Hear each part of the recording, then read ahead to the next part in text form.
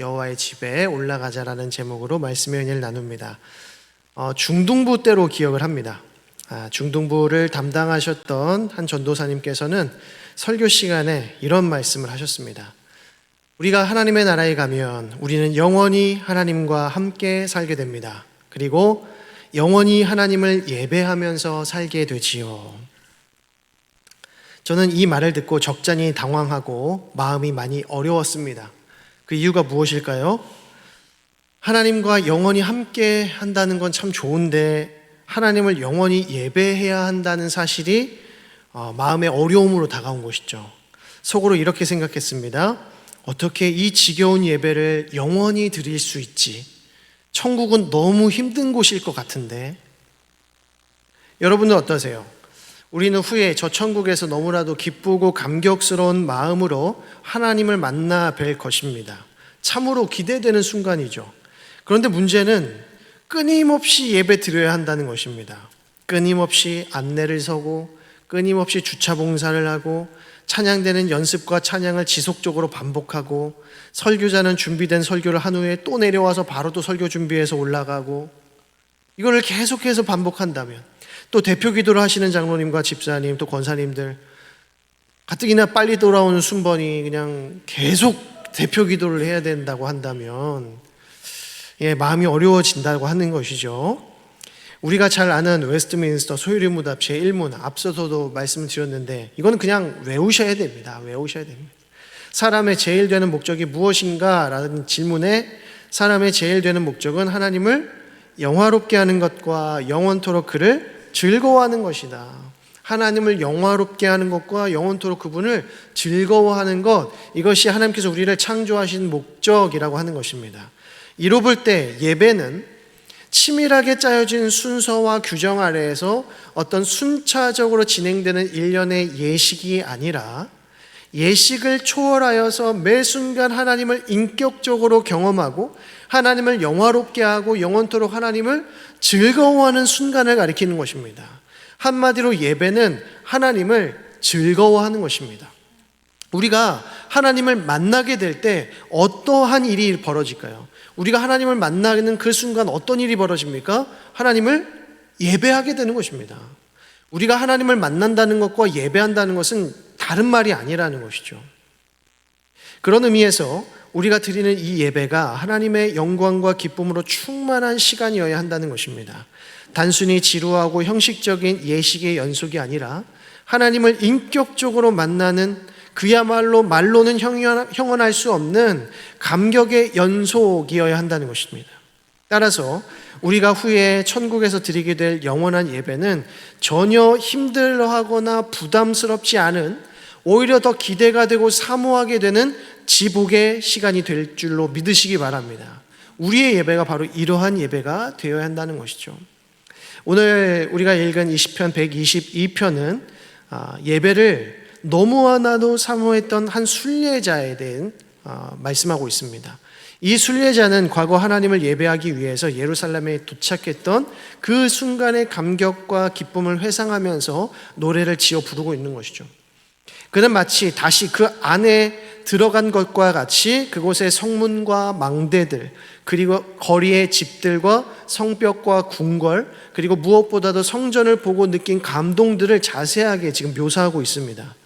저는 이 말씀을 통해서 이 시편 기자가 우리에게 전해주는 예배에 대한 세 가지의 메시지에 주목하고자 하는데 오늘은 한 가지 메시지만 전해드리도록 하겠습니다. 그 첫 번째는 바로 예배는 기쁨이라는 것입니다. 자, 우리 유초동부 친구들도 있기 때문에 우리 따라서 해보겠습니다. 예배는 기쁨이다. 예배는 기쁨이다. 믿으십니까? 1절 말씀을 보겠습니다. 사람이 내게 말하기를 여호와의 집에 올라가자 할 때에 내가 뭐 했노라? 기뻐하였도다. 그리고 2절 말씀을 보면 예루살렘아 우리 발이 내 성문 안에 섰도다 라고 합니다. 누군가가 이 순례자에게 찾아와서 누구누구야 우리 여호와의 집으로 올라가지 않을래? 라고 초청을 했습니다. 이때의 순례자는 너무나도 크게 기뻐했다는 것입니다. 마치 기다렸다는 듯이 친구와 함께 여호와의 집에 올라갈 것을 기뻐하고 있는 것이죠. 여호와의 집이라고 하는 것은 하나님께서 임재하시는 성전을 의미하지만 이 시편은 다윗을 저자로 보기 때문에 아직 성전이 지어지지는 않았을 것입니다. 따라서 여기서 여호와의 집이라고 하는 것은 엄밀하게 말하면 성막을 가리키는 것이죠. 다윗은 잃어버렸던 언약궤가 예루살렘으로 다시 돌아올 때에 얼마나 기뻐했었습니까? 한 나라의 주권자이자 통치자였던 다윗은 왕으로서의 채통과 권위를 조금 더 의식하지 아니하고 그저 마음이 이끄는 대로 그 기쁨대로 오직 춤추고 또 즐거워하면서 그 언약궤를 맞이했습니다. 이 장면을 본 그의 아내이자 사울의 딸이었던 미갈이 다윗을 업신여길 정도였다라고 하죠. 그는 마치 어린아이처럼 뛰돌면서 좋아했더라는 것입니다. 하나님 앞에 천진난만했고 예수님께서 그 품에 안아주셨던 어린아이와 같이 순수했다는 것입니다. 오늘 유초동부 예배를 드리는데 아이들의 오늘 이 컨디션이 너무 좋은 거예요. 특히 우리 민재의 컨디션이 아주 그냥 찬양과 율동을 얼마나 열심히 하고 힘있게 하는지 뒤에서 이렇게 보는데 막 감동이 밀려올 정도로. 이런 어린아이와 같은 기쁨을 가지고 하나님을 예배하는 것이 얼마나 기쁜지 모른다는 거죠. 또한 예배를 기뻐함에 있어서 두 번째 가라면 서러워할 여인이 있습니다. 누구입니까? 사마리아 여인이었습니다. 여인은 참 예배에 대해 너무나도 목이 말라 있었습니다. 그때 예수님을 만난 여인은 주님으로부터 참 예배를 어떻게 드릴 수 있는지에 대해서 배우는데요. 그 기쁨의 여인은 어떤 반응을 보였습니까? 요한복음 4장 28절을 보니까 여자가 물동이를 버려두고 동네로 들어가서 사람들에게 이르되 사마리아 여인이 내팽개친 물동이는 마치 다윗 왕의 체면과 같은 것이었다라는 것입니다. 물동이를 버려두었다는 것이죠. 다윗 왕이 마치 자기의 벗어지는 옷을 개의치 않았던 것처럼 여인은 물동이를 내팽개쳤다는 것입니다. 자신의 진짜 모습을 가릴 수 있는 유일한 방어 기제였던 그 물동이를 내어버렸다는 거예요. 그런데 여인은 예배의 기쁨을 회복하자마자 자신의 모든 방어 기제를 내려놓을 수 있었다는 것입니다. 또 삭개오는 어떻습니까? 그가 뽕나무에 올라갔을 때에 주님께서 그에게 다가오셔서 삭개오야 내가 오늘 너의 집에 유하여야겠다 라고 하셨을 때 그는 너무나도 기쁜 나머지 이렇게 반응합니다. 누가복음 19장 6절에 급히 내려와 즐거워하며 영접하거늘 이라고 합니다. 뽕나무에서 어떻게 내려왔다고요? 급히 내려왔다라고 합니다. 근데 여기서 급히라고 하는 것은 떨어지듯이 라는 뜻입니다. 떨어지듯이 뽕나무에서 내려왔다는 것이죠. 왜요? 너무나도 즐거워했다는 겁니다. 우리 주님께서 예수님께서 우리 집에 들어오시겠다니 너무나도 즐거웠다는 겁니다. 우리의 예배가 바로 이러해야 되는 줄로 믿습니다. 누군가가 우리에게 와서 함께 예배드리러 갑시다 라고 할 때에 마치 기다렸다는 듯이 기쁨이 솟아나야 한다는 것입니다. 그 권유에 가슴 설레야 하고 마음이 흥분되어야 합니다. 여러분들이 어렸을 때 소풍 가기 전날을 한번 추억해 보십시오. 얼마나 설레었습니까? 슈퍼에 가서, 저 때는 슈퍼였는데 우리 선배님들은 상회에 가셔서 소풍 가서 먹을 과자와 사이다를 고르는 일들부터 또 엄마랑 같이 김밥 재료를 사서 내일 또 입고 갈 옷도 좀 미리 골라놓고 그러면서 마지막에 기도합니다. 뭐라고 기도하죠? 제발 내일 비가 오지 않게 해주십시오.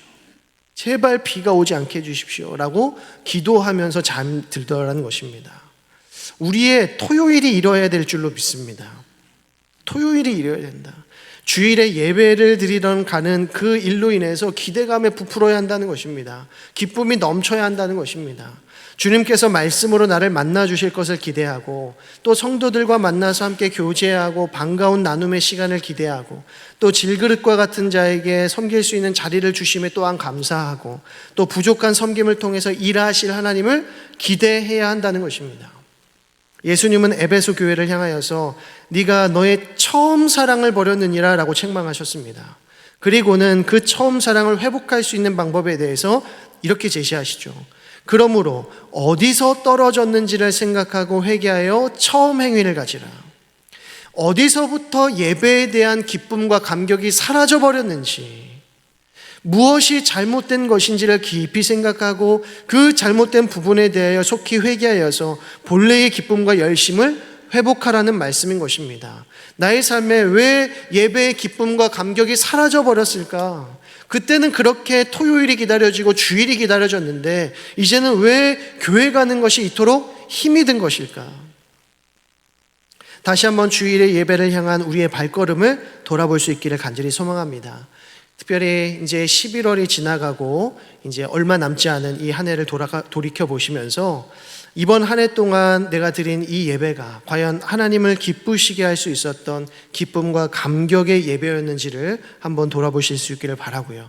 혹 아무런 기대감과 사모함이 없었던 냉랭하고 무기력한 예배를 드렸다면 다시 한번 하나님 우리의 심령 가운데 엘리야의 제단에 보내주셨던 그 불과 같은 열정이 우리의 마음밭에 부어질 수 있도록 인도하여 주옵소서. 그래서 우리가 드리는 예배가 참으로 달콤한 예배가 되게 하시고 기쁨으로 충만한 예배 되게 하시고 기대와 사모감이 넘치는 귀한 예배 되게 하여 주옵소서.